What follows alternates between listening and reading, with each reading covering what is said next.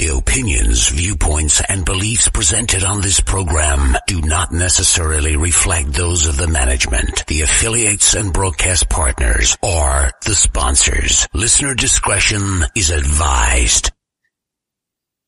Between science and ignorance, there is filler.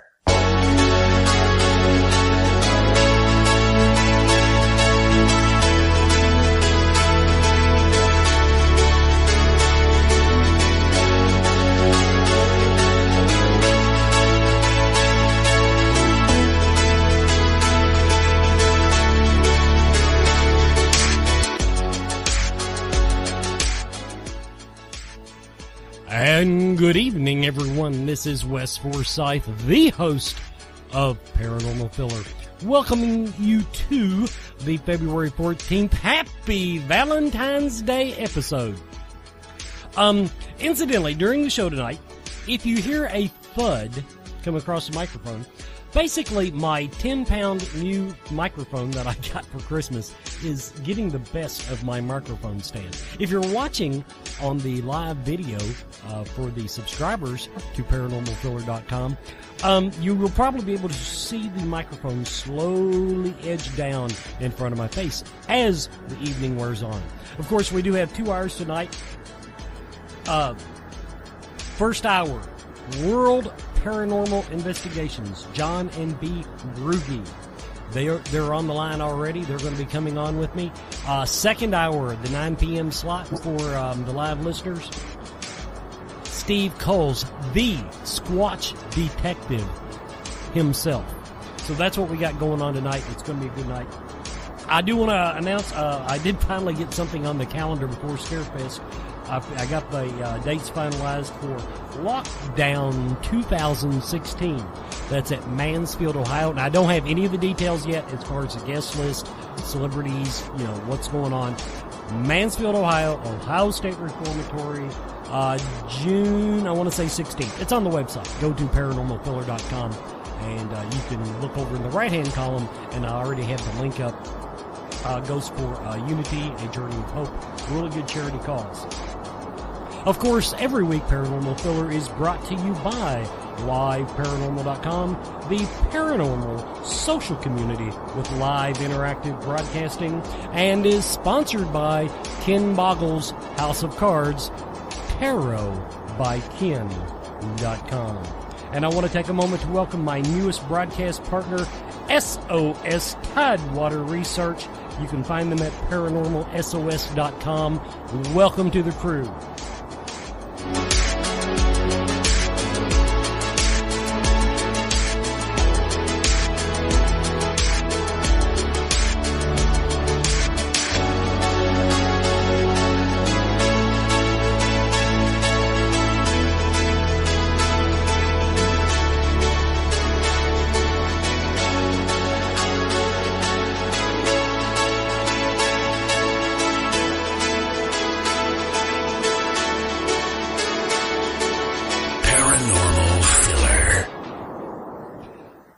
John and Bea, welcome to the show.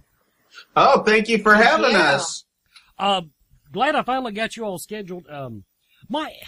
Is anybody else having the spring it's not even spring, the winter that I'm having? Everything seems to just be coming through like a machine gun, just absolutely rapid fire. It's February. Here it is. It's already the middle of February. March will be here. Before I know it, it's going to be December. I'm going to be Christmas shopping. And, okay, World Paranormal Investigations. Go ahead and tell the listeners about WPI. Well, we actually started, we formed in July of 2004, and since then, we have conducted over 250 investigations. We've investigated both here in the United States as well as the United Kingdom, and it was formed with my wife, Bea, and I, and some friends of ours over in the United Kingdom that had started the United Kingdom chapter of World Paranormal Investigations. Okay, so that's I was trying to picture that in my head. I read that in the bio that you decided to start the group, and it was you two and then the people in Great Britain, and I'm going, Mm-hmm. Wow, that's a reach. Most people, try to keep it in their hometown, in the beginning. What brought about, the impetus for, world? It's a big claim. So, what brought about, the transcontinental connection there? Well, Lisa's the other founder, and Lisa and I were pen pals. We talked on the phone, we wrote letters back and forth, and one day we just got to talking about the paranormal. And she was talking about how they have a deep interest in it, and we have an interest in it, and they're like, we both just said, why don't we form a group together? Two separate countries coming together to investigate the paranormal. Nothing that we knew of at that time had ever been done like that. So that's where the whole idea came from. Okay, now, a little inside baseball stuff here. I gotta ask you. I have a lot of Twitter followers, and I follow a lot of people from across the pond, as they say. And I notice that overseas, they still embrace the so-called orb phenomenon much greater, much more tightly than we do in the States. And, has that created any type of conflict, or do you all, accept their interpretation, or do they follow a more, we'll say it, American way of looking at that, digital phenomenon? We kind of let them believe and investigate the way they want to believe and investigate.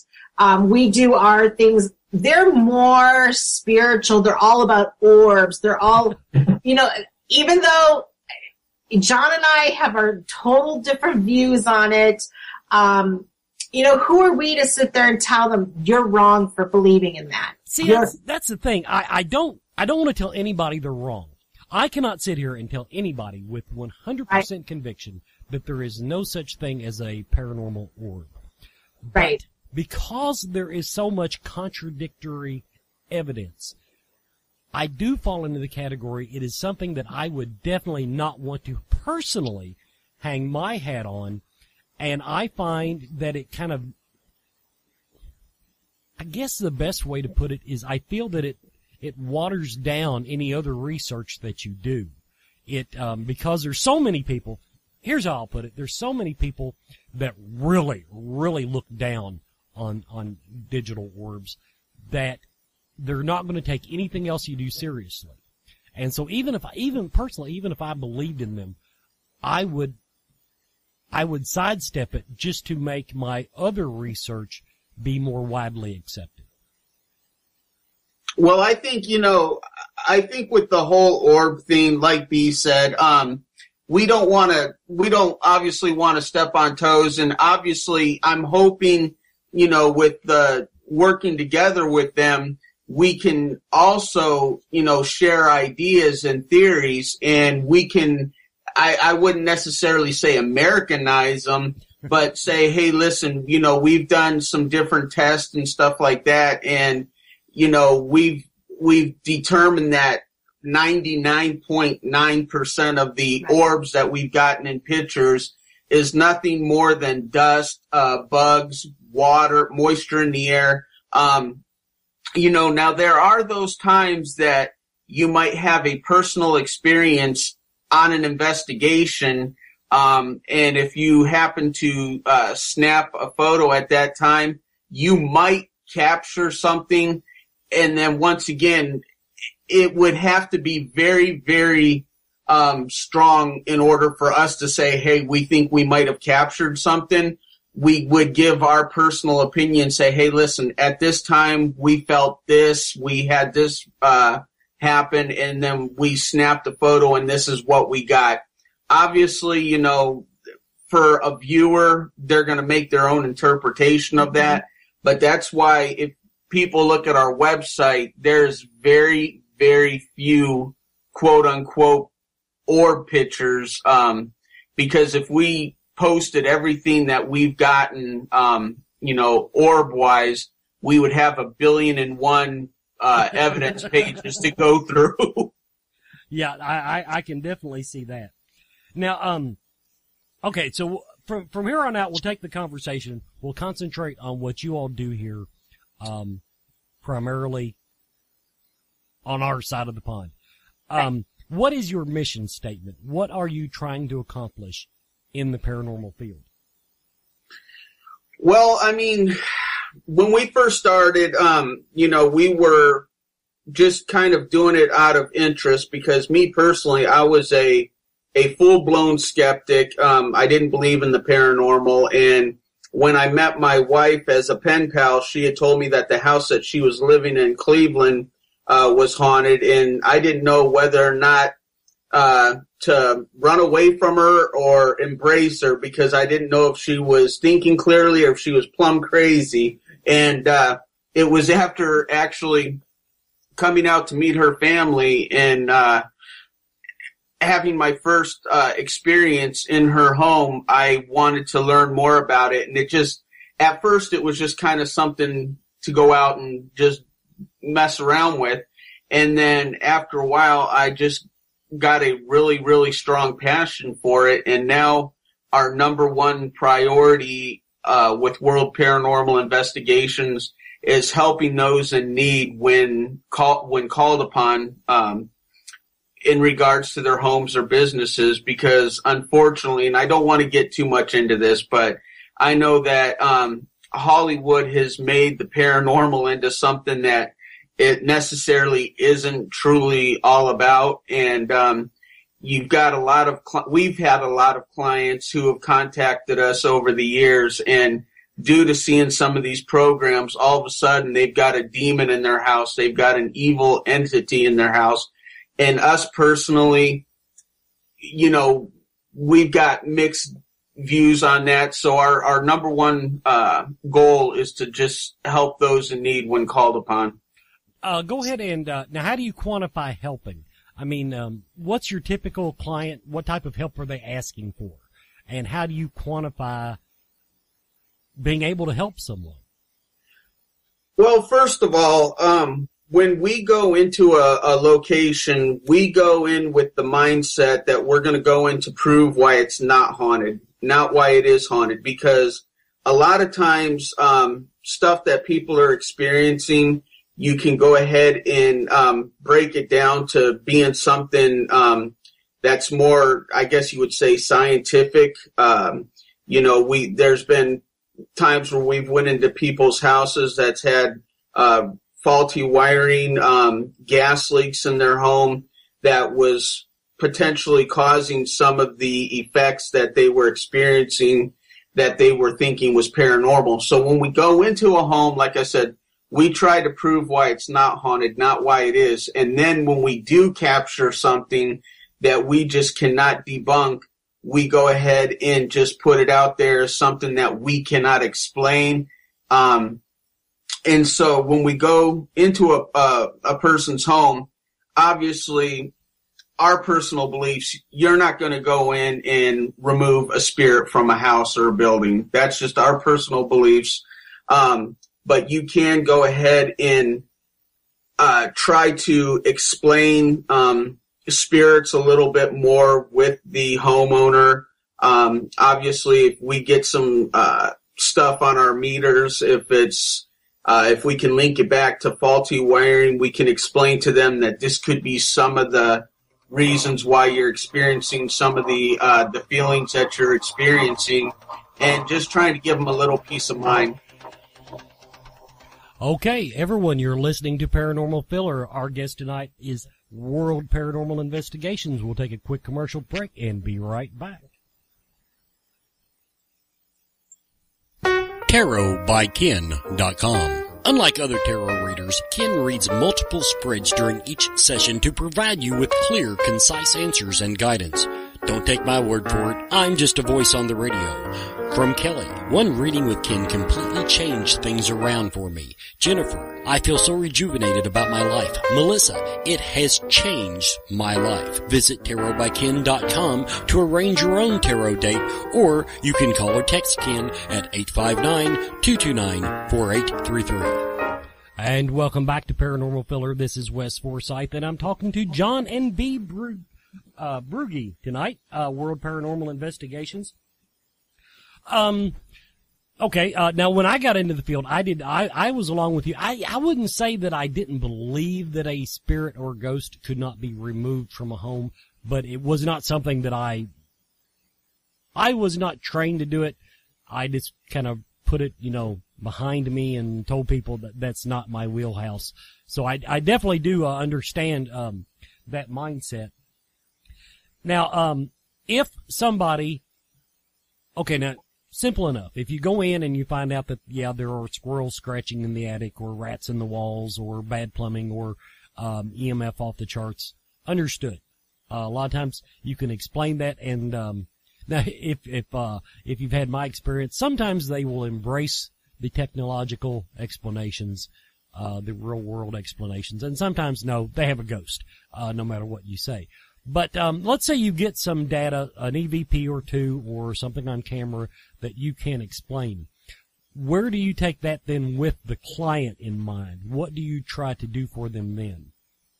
Well, what we would do is first we would go back to the client. That's always the first and how they want to proceed. Sometimes they don't want anything to be done. They just want proof that something's there and they're not, quote unquote, as a lot of people would say, crazy. If they say, I need further help, okay, well, we're not qualified from that point forward. We're not going to say we're qualified from that point forward to try to, get rid of something. So what we would do is we would tell the client, you may want to seek advice from your local minister. Or if still that's not, they want further help, then we would reach out to the paranormal community and someone who's more qualified in that area. Even though we might not believe in that, that doesn't mean that client doesn't believe in that. And we still have to respect that. Yeah, I'll tell you now. Okay, now my personal beliefs grew into that I do have, the getting rid of spirits is in my wheelhouse now. But I will tell you this.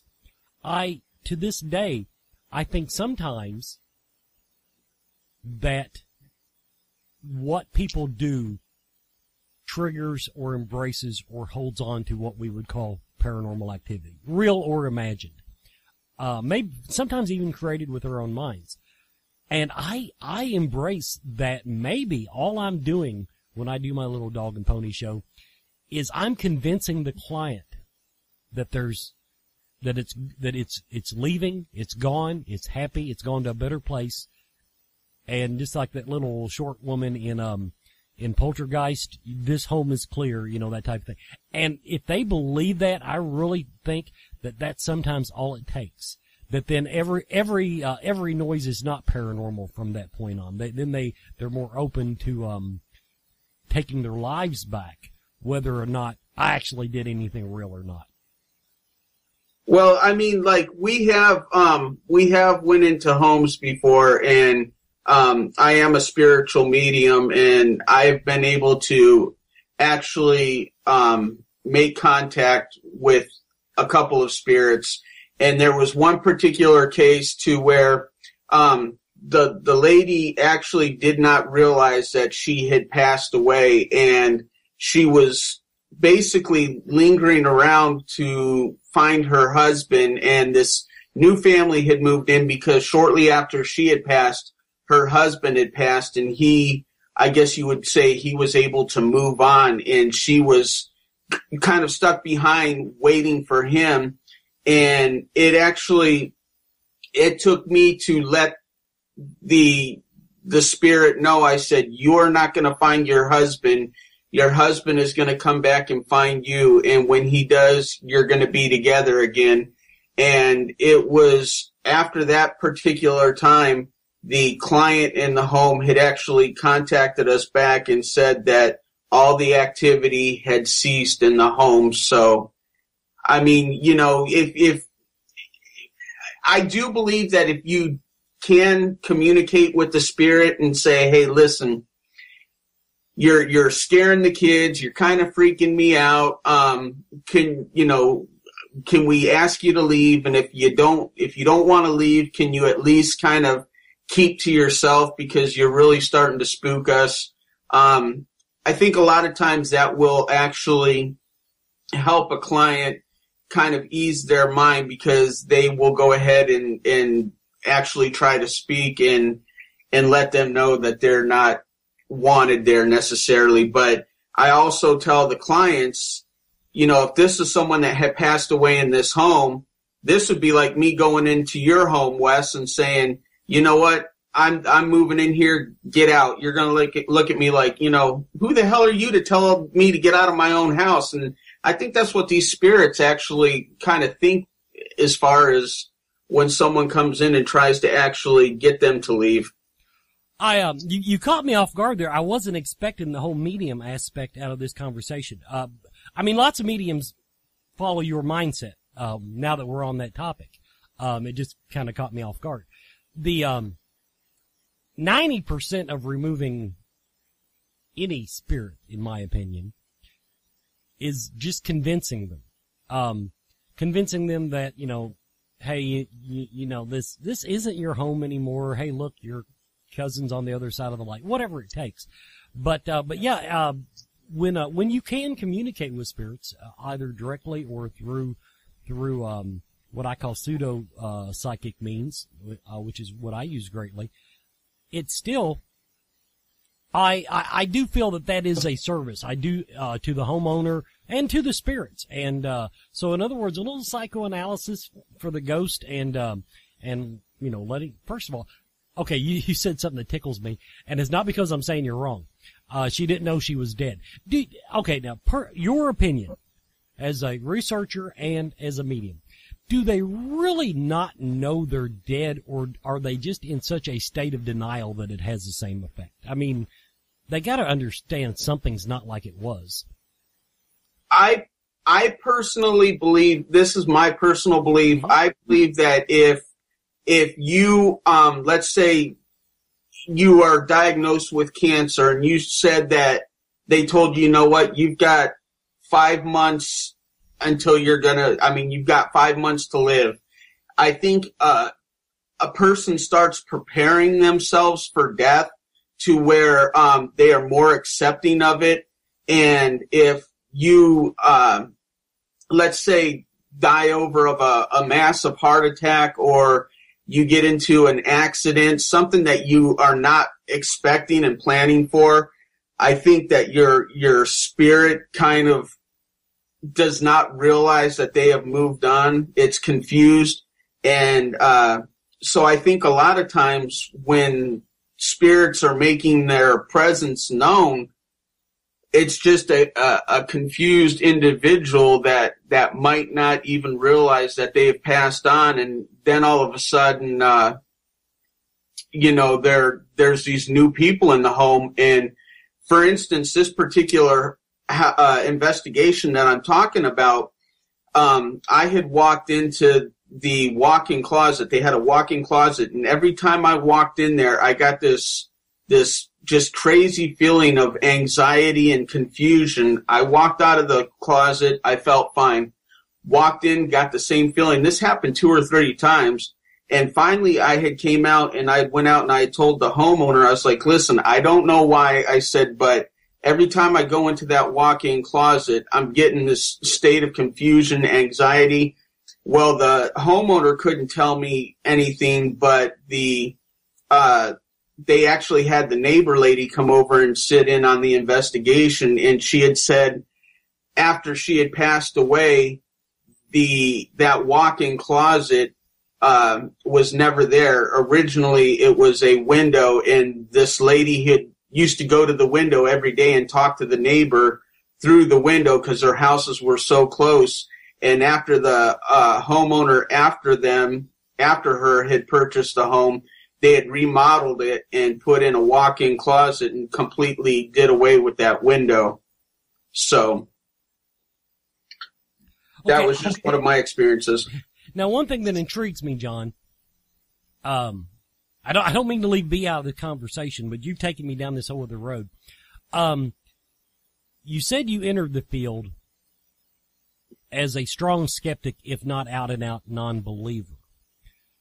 Well, first of all, what was the experience that made you think there was something going on here? And then at what point did your gifts manifest? Because I've never met a skeptic medium.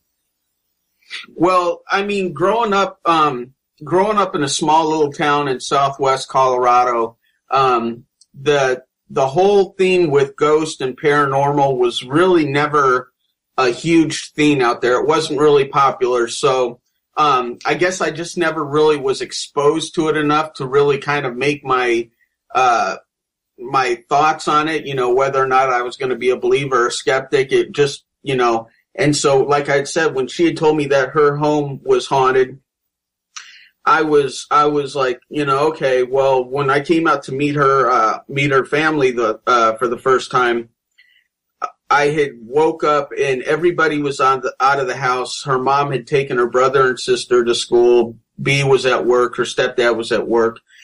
And I decided I was going to go ahead and take a shower. And I went down to the basement to where the shower was. And as I was walking down the steps, I had closed the door behind me. And it was one of those types of doors that when you pulled it shut, it latched. It wasn't going to open just by pushing on it. You actually had to turn the handle.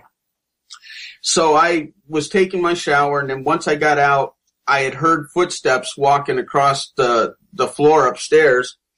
And my first thought was someone had came home. Either her mom came home or maybe even Bea came home. So I started calling out names. I didn't hear nothing. So I was like, okay, I finished drying up, getting my clothes on. And as I was walking up the steps, I had noticed that the door that I had closed was open probably about 6 inches. And I'm thinking, okay, I'm not thinking too much about it.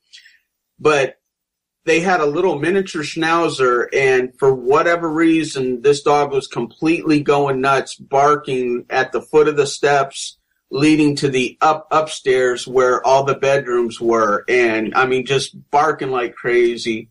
And so my first thought was like, okay, here I am, a little kid from, a little town in Colorado, and I'm in Cleveland, Ohio. My first reaction was like someone broke into the house. And so I did what any normal person would do. I wanted to go see where the dog was barking at. And I had walked up the steps, and I had noticed that no one was in the home. And, was it something that was actually a spirit? Who knows? Maybe the dog was just, on doggy crack or something like that. But it was enough. I had heard the footsteps. Clearly, I heard the footsteps. And I know that the dog was barking at something that wasn't there, because when I had gotten onto the main level, I had seen the dog just staring up the staircase and just barking like crazy. And so after that, I thought, well, maybe Bea was telling the truth. Maybe there is actually something here, and it just was enough to kind of grab my attention. Okay, now take me from that to making the transition to calling yourself a medium. Well, when we had after we had teamed up with the UK team, we had went over there to investigate with the UK team, and I learned how to do a lot of meditation and kind of focusing on myself.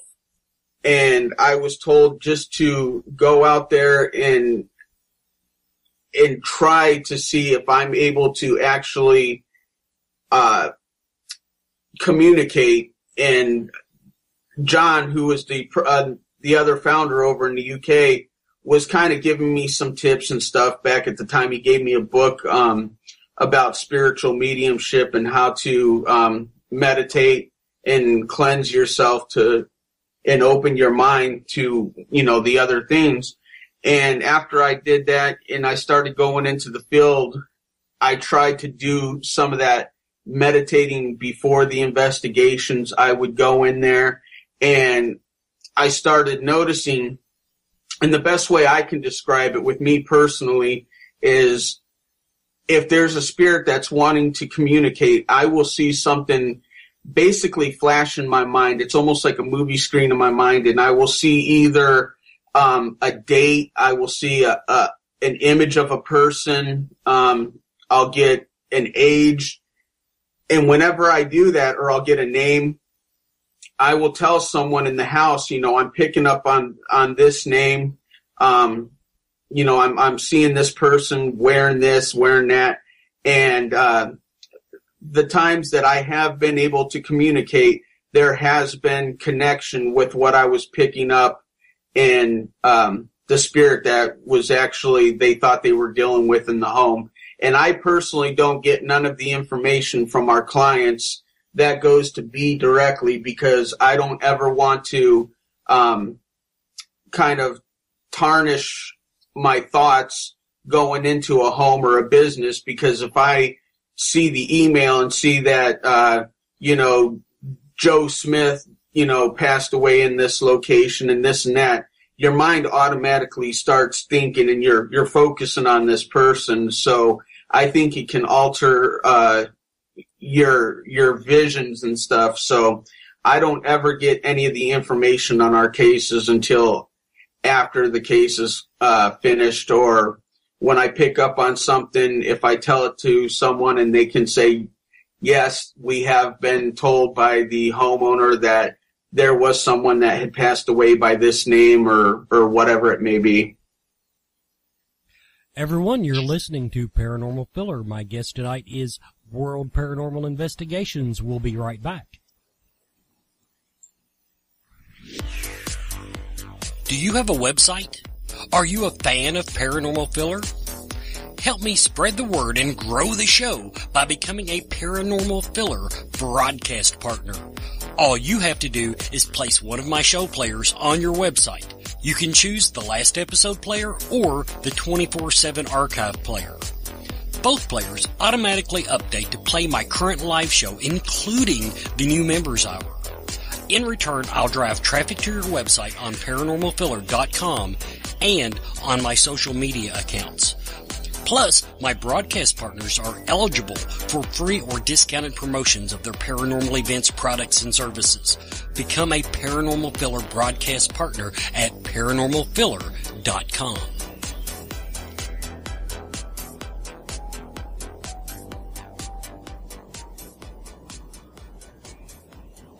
And welcome back to Paranormal Filler. John and Bea Brugge of World Paranormal Investigations are my guests tonight.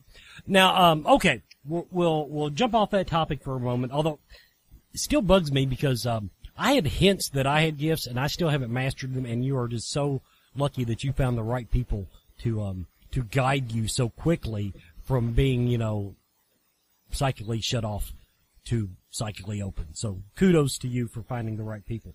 And now, I do want to say something real quick, Wes. Sure. I don't want the listeners to think that I'm like these people that you see on TV and walk into every home or every business and I'm picking up 7 different people, because that isn't how it is. And I actually kind of started working on my senses back in 2005.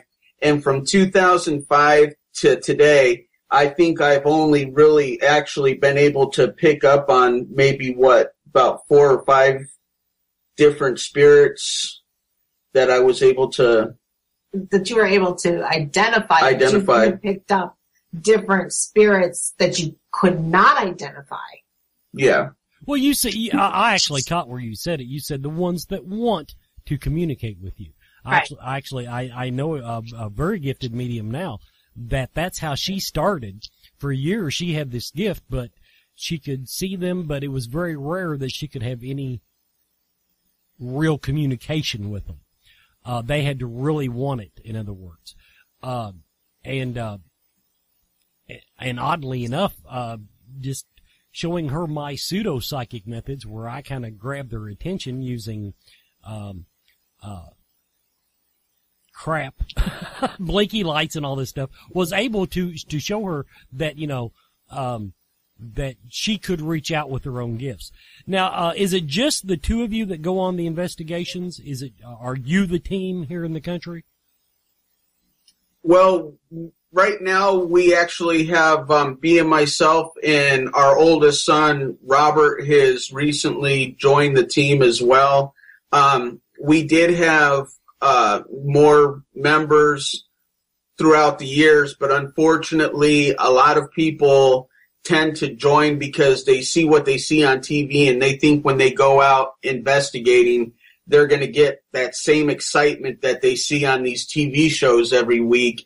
And then once they realize that it's not really like that, and it's actually quite boring, and to get any evidence, I mean, a lot of times we're spending hours upon hours in a location in the dark, basically talking to ourselves, and and they realize, wow, I could have been home doing this, I could have been doing this, whatever. They lose interest in it, and then they kind of go away. Or they're the type that want to go ahead and jump on the entertainment bandwagon and wants to do what they can in order to become seeking fame and fortune. And when they realize that our mindset is not about that, they also kind of lost interest and kind of wanted to go on their own merry little way. So as far as I'm concerned, if it's got to be the three of us and, we're doing it the way that we've always kind of wanted to do it, then I'll be happy with it.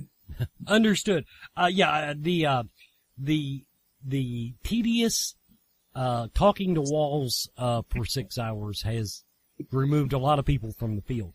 Now, personally, I don't mind that part. I do not mind the investigation part. I will talk to walls all night. I have various little toys that let me break up the monotony. But my thing is, now, do you all do a lot of video, or is it mostly what type of readings, what type of data do you try to collect? Well, we collect, the audio, video. We have, 5-6 video cameras. Yeah, which is the DVR system. Right.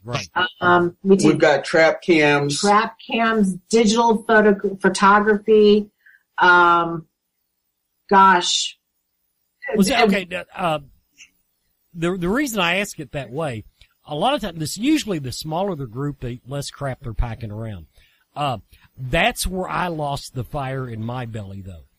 The recording, each camera, 6 to 12 cameras going all damn night, coming back, going through all that video, reliving that perfect, and that occasional little piece of video that makes you scratch your head, and even the audio, which I had a lot more success with audio, as does just about everybody.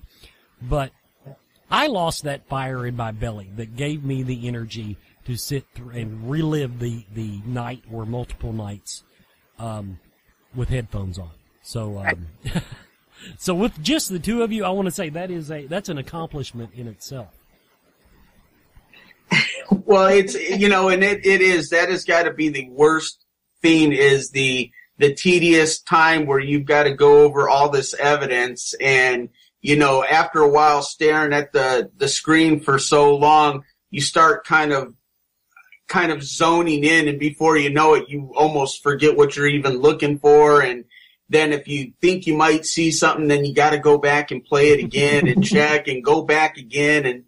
And before you know it, Bea's calling me out, John, come listen to this or come see this. And it does become tedious, but that's just, part of the thing. And I think that's something else that caused our past members to not, or kind of lose interest, is because we told them, you're responsible for doing your own evidence review, and you've got to go through your evidence and get it back to us so we can go ahead and do the report for our clients. And a lot of them were kind of like, oh my God, I didn't get nothing. And then come to find out, they weren't actually going through their evidence. They were just kind of skipping through it. If it wasn't something that happened that night to where they wanted to see if they caught something. They weren't interested in going through their evidence, and it's like, you can't do that. That's unfair to the client. So, now that actually brings up a little inside baseball question. Between the two of you, now, have you ever went on an investigation that just really bored the piss out of you, but then when you got home and went through the evidence review, you found out that you psychically or personal experience, however you want to look at it, you were just completely missing the ball, that there was plenty going on that you were totally unaware of? Oh my gosh, yes. We had a private residence, and it was just your usual night. You know, we were sitting around talking in the dark.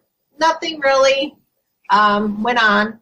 Well, we came home, and next thing you know, we have group members, a couple other group members call us and are like, oh my gosh, the pictures we got. Oh my gosh, the audio, you know, and then we started going through the audio, and we're like, oh my gosh, stuff did go on that night. And it was in Akron. Not Akron. Parma. No, Cuyahoga Falls. Oh, the Cuyahoga Falls one. And we even, because we got the picture, so with pictures, we're like, okay, we looked at the picture, we're like, is this paranormal? Is this maybe, you know, did a light, reflect it? So we sent it to one of our other group members that's down south, and we asked him, we're like, could you look this over? Because he has over 17 years in photography. And he actually took the layers off. And he looked and he goes, I cannot explain this photo. He goes, this is not, I don't have an explanation for this. So that was something that was like, wow. Now, let's go on the converse, especially because you've got a medium sitting in the room. Have you ever went into a home and you picked up stuff psychically, and you had personal experiences or things that the hair stood up, things you couldn't explain, and when you got home, it was a bust. Nothing that you could bring to the client other than your good word. Well, for me, I haven't had anything like that because I'm not a spiritual medium. I mean, they joke with me about this. I mean, a spirit would probably have to smack me in the face to even, I mean, really, I am more, things have happened to me that I can't explain. I wouldn't say a private residence, but we have had our experiences in, at the Majestic Theater that I was able to pick up on stuff, and you personally, had gotten the you-know-what scared out of you. But that wasn't a bust, though. No, that definitely wasn't a bust. But, I mean, it was basically going on our personal experiences. We never captured anything on audio or video at that particular investigation. But we did have experiences to where it... But I know what I felt at that one, and that was at the only time that I actually walked away from the paranormal for a year and a half and didn't even talk about it until probably about a year ago. And if we get some personal experiences, but we go back and we go through the evidence and we get absolutely nothing, we really don't base anything on our personal experiences. We're not going to run to the client and say, oh, well, this happened, because our personal experiences doesn't muster enough for us to present it as evidence. If I'm picking up on something, if he has an experience, we want some type of hardened evidence to show the client. Definitely the best way to go. Everybody, we'll be right back. You're listening to Paranormal Filler.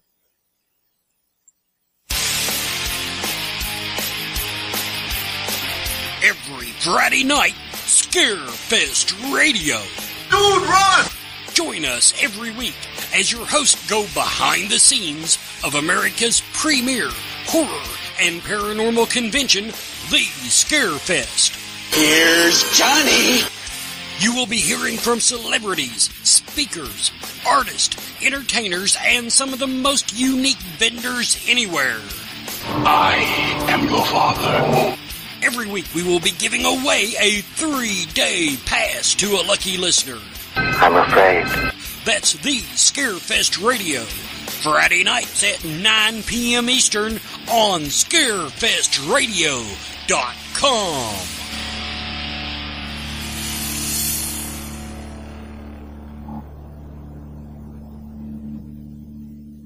And welcome back, everybody, to the final segment of the first hour of Paranormal Filler.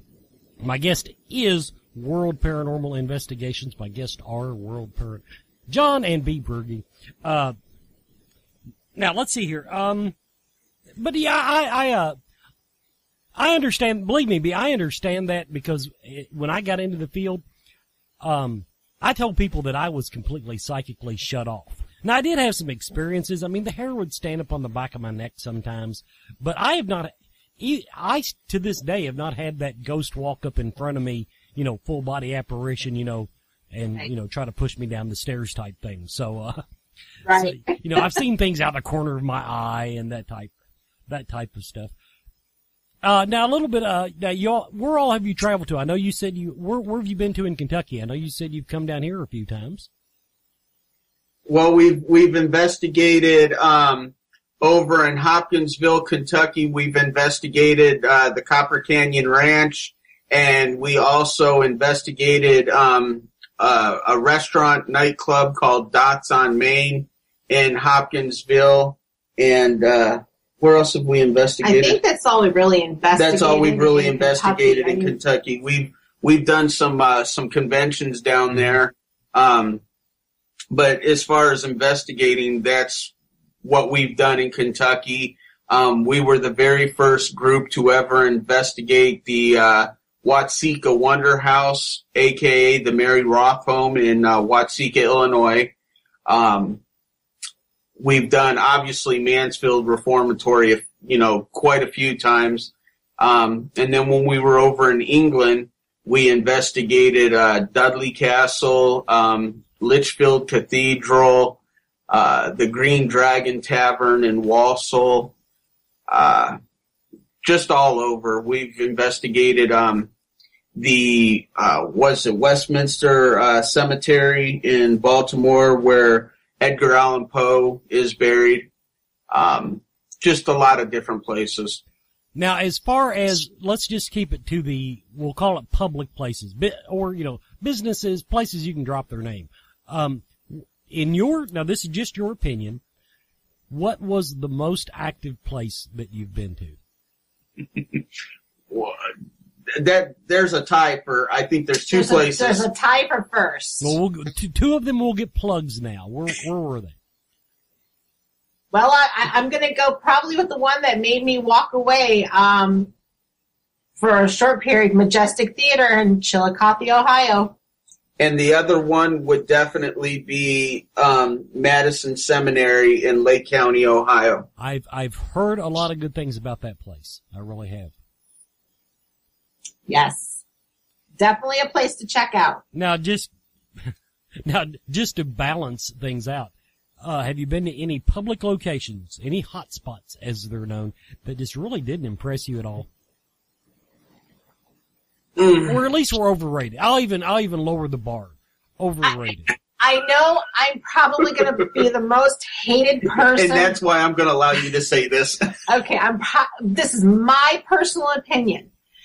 I'm probably going to be hated for saying this. I think it's overrated. Definitely an active place, but I think it's a little overrated would be Mansfield. Okay. That's just my personal opinion. No, we've had a lot of activity there. It's a great place, we've had a lot of activity there. But I think it's a little overrated.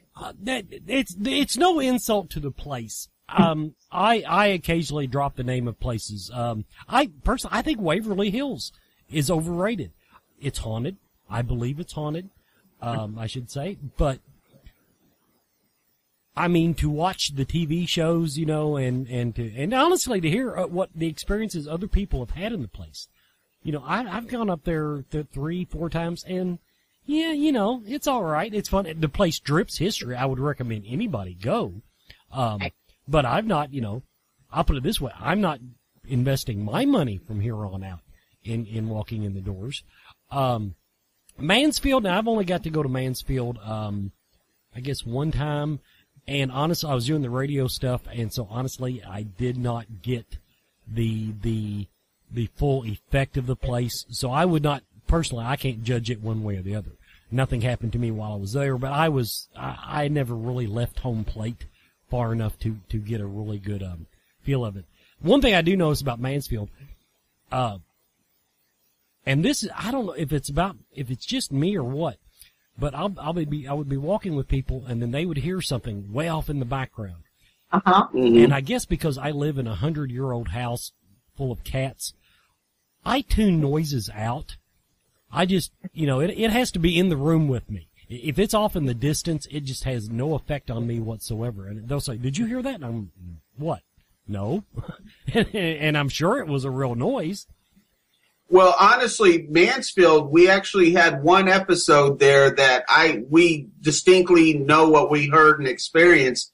And we were over on one of the cell blocks, and we were walking across the tier, and there was just enough light coming through that I told the people in our little group that we had other people in other locations, but our little group that we had, because we had rented the prison out for the night, there was 4 of us, and we were walking along this tier, and I told Bea and these other 2 guys that were with us, I said, "Turn your flashlights off." I said, "Let's just walk down this tier without any lights on and see if, you know, if we capture anything."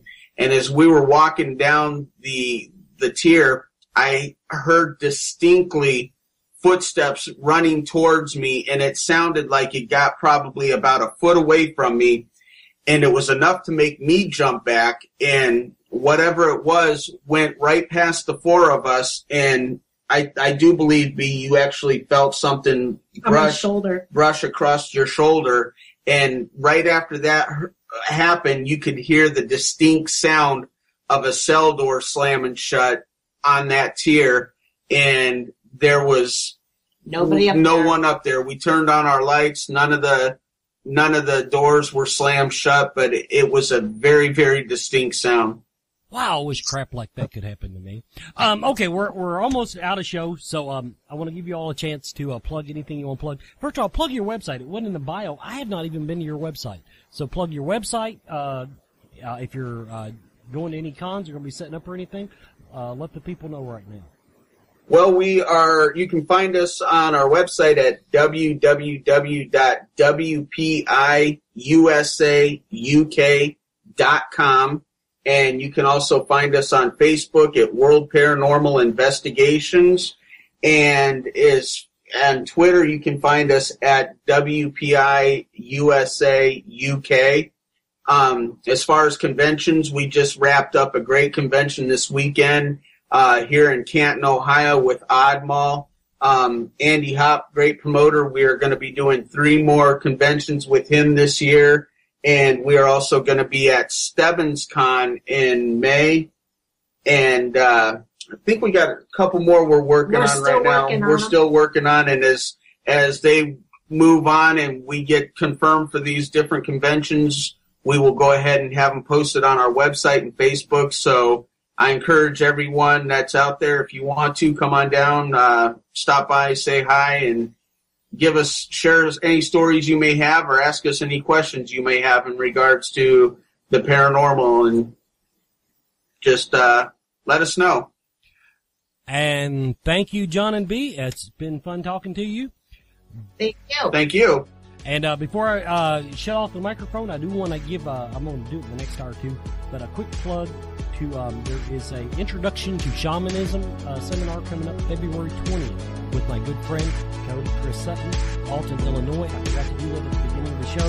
So, Invitation to Shamanism. Everybody, this has been Paranormal Philip.